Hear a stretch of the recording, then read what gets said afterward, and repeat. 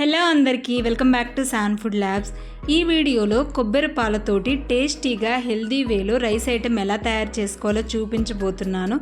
చాలా టేస్టీగా ఉంటుంది, క్విక్గా అయిపోతుంది, ఎవరైనా ఈజీగా తయారు చేసుకోవచ్చు.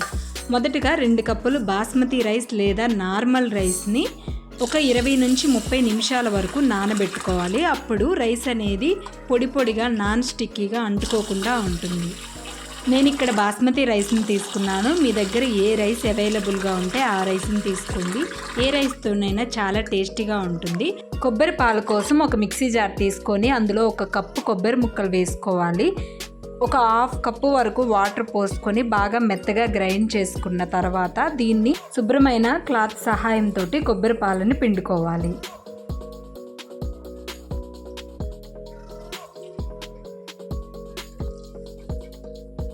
ఇలా కొబ్బరి పాలను కంప్లీట్గా పిండుకున్న తర్వాత కొంచెం వాటర్ పోసుకుంటూ సేమ్ ప్రొసీజర్ని ఒక 2-3 సార్లు చేసుకుంటూ కొబ్బరి పాలని రెడీ చేసుకోవాలి. కోకోనట్ మిల్క్ రెడీ అయిపోయింది. ఇప్పుడు ఒక ప్రెషర్ కుక్కర్ తీసుకొని అందులో 2 టేబుల్ స్పూన్ నెయ్యి వేసుకోవాలి. 1 టేబుల్ స్పూన్ కోకోనట్ ఆయిల్ వేసుకుందాం. మీ దగ్గర ఏ ఆయిల్ ఉంటే ఆ ఆయిల్ వేసుకొని ఆల్ స్పైసెస్ యాడ్ చేసుకున్న తర్వాత ఒక 1 మినిట్ సాటే చేసుకొని 1 టేబుల్ స్పూన్ జీడిపప్పు వేసుకొని కలర్ మారేంత వరకు ఫ్రై చేసుకున్న తర్వాత ఒక 2-3 పచ్చిమిర్చి స్లిట్స్ వేసుకోవాలి.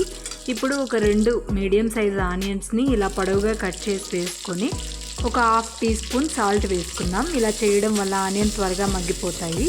ఇప్పుడు వీటిని కలర్ చేంజ్ అయ్యేంత వరకు ఫ్రై చేసుకోవాలి. ఆనియన్స్ కలర్ మారిన తర్వాత 1 టేబుల్ స్పూన్ అల్లం వెల్లుల్లి పేస్ట్ వేసుకొని పచ్చి వాసన పోయేంత వరకు ఫ్రై చేసుకోవాలి. 2 మినిట్స్ తర్వాత ఒక 2-3 టమాటోస్ని ఇలా కట్ చేసి వేసుకోవాలి. వీటిని బాగా మిక్స్ చేసుకొని మగ్గించుకుందాము. ఈ టైంలో కొంచెం పుదీనా అలాగే కొత్తిమీరని కట్ చేసి వేసుకోవాలి. ఇప్పుడు టమాటా మగ్గేంత వరకు కుక్ చేసుకోవాలి. టమాటో మగ్గిన తర్వాత ఒక 1/4 టీ స్పూన్ గరం మసాలా వేస్తున్నాను. ఈ గరం మసాలా మన ఛానల్లో ఆల్రెడీ పోస్ట్ చేయడం జరిగింది. డిస్క్రిప్షన్లో ప్రొవైడ్ చేస్తాను లింక్ని, తప్పకుండా చూడండి.